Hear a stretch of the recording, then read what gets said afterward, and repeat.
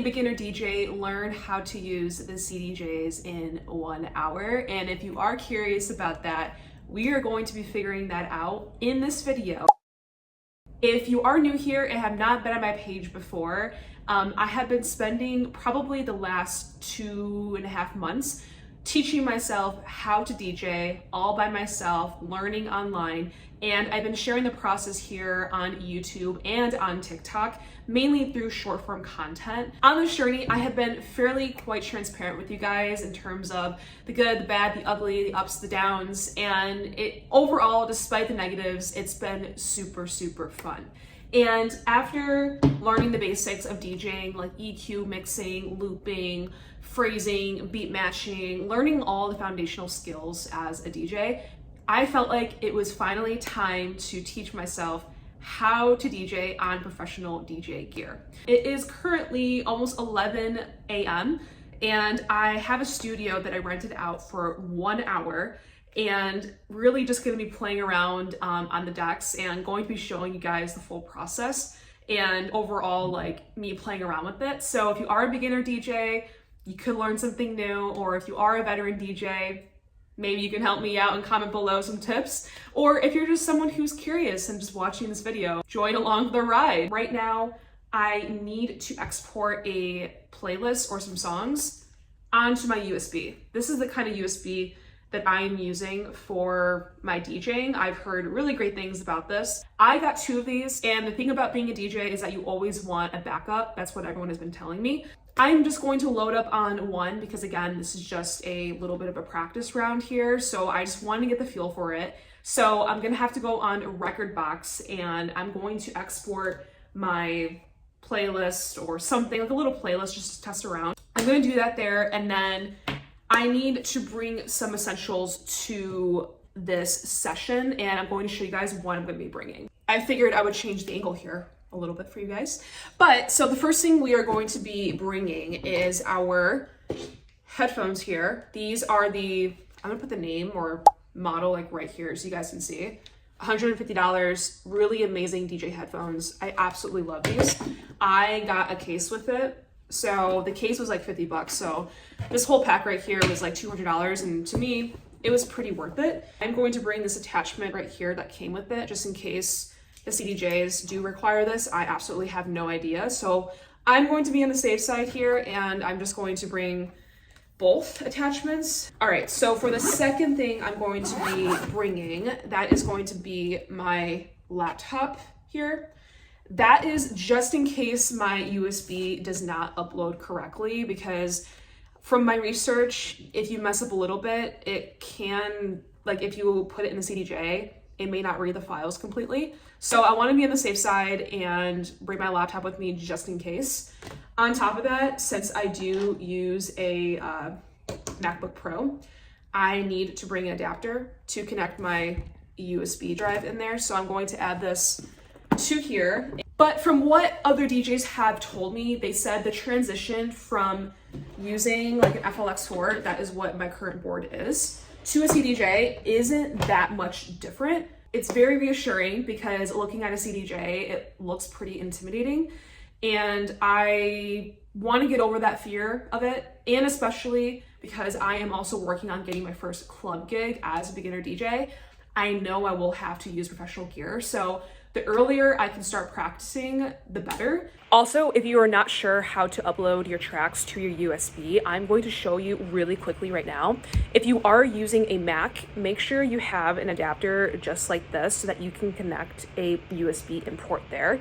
So all you're going to do is you're going to connect it to, you're going to connect your USB to the computer using the adapter. And then once you go to Rekordbox, all you got to do is click this button right here, USB, and it's going to read the device right here. But before you do that, you want to make sure you format your USB to, I believe, FAT32. I believe that's how you pronounce it.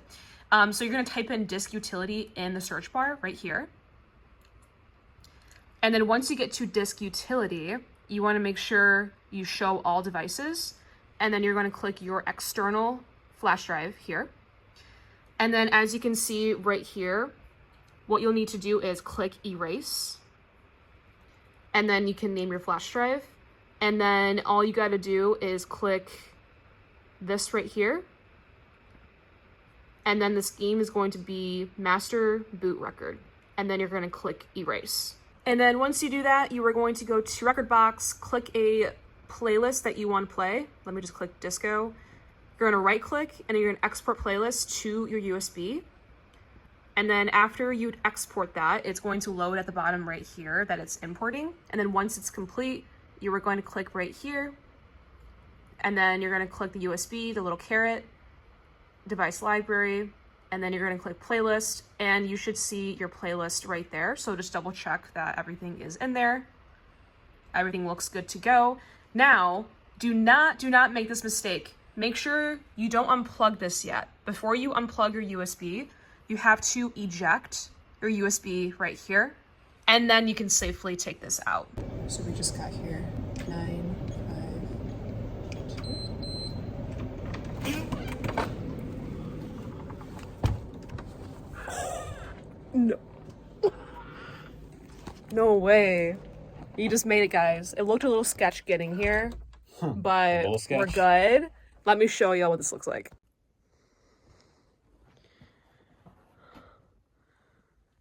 Got a little couch here for you, Dylan.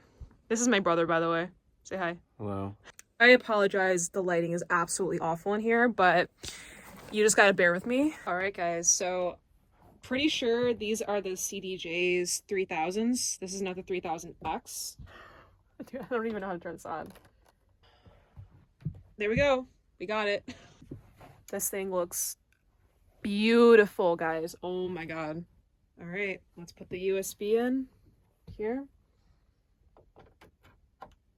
Hopefully I don't need 2 USBs. I don't know how to get the other thing on. What the heck? Y'all, I do not know what happened, but it just connected to the other CDJ. So I'm just going to click it. Oh, beautiful. We did it. We did it. I'm gonna assume I don't need this adapter. I'm just gonna be using this. I think that's supposed to be it. No? You do need the adapter. So here's my headphones here. So for some reason, I cannot figure out how to get the volume up on this. So we actually fixed the issue. The reason why I wasn't able to hear out of this is because the, whatever this is right here, it needs to be set to digital. There we go.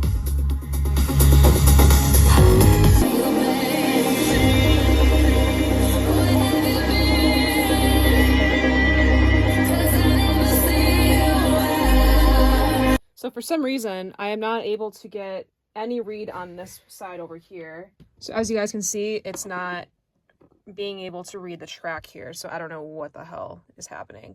This is honestly a little bit annoying, but I'm gonna take off the USB and try again. This is really frustrating. What the heck?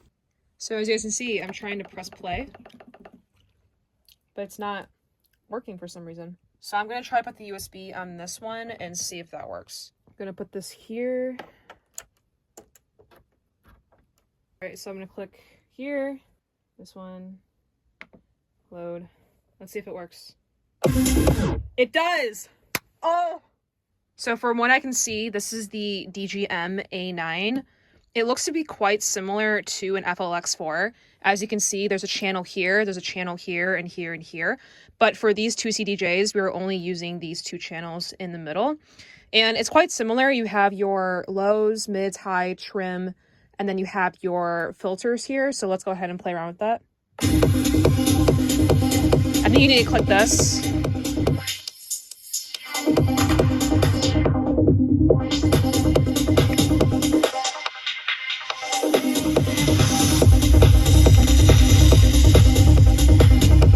So it's quite cool, actually. So you could just tap right here, the different kind of filters. For me, I like just to use a filter. And then as you can see, we have the crossfader down here. So I know that if you click play, I have it turned off. So I don't use a crossfader really that much when I'm mixing, but if you do like the scratching, you can just set this right here to B, because this is B.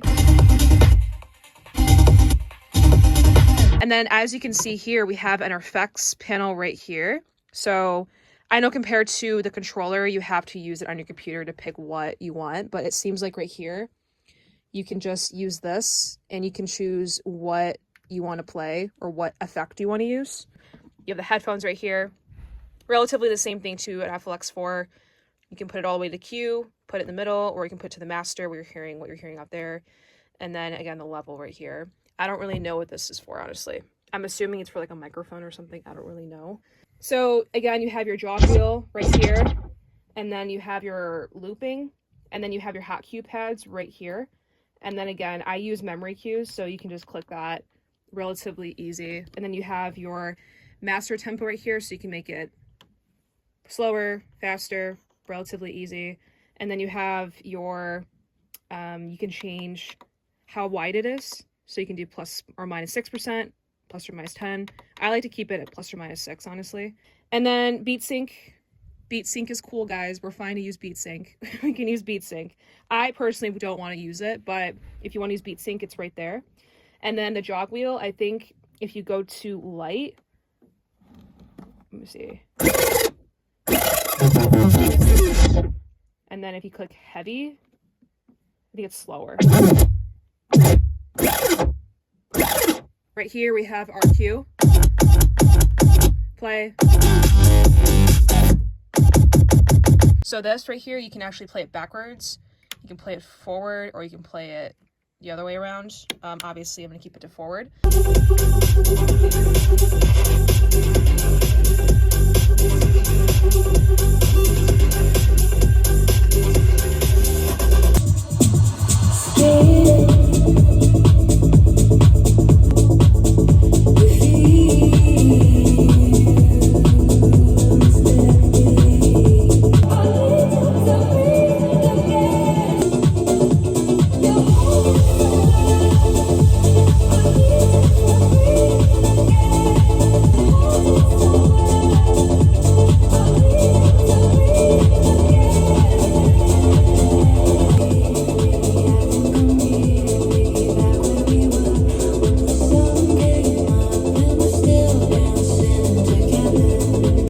So I have about 8 minutes until the studio time is over. Unfortunately, I only booked it for an hour.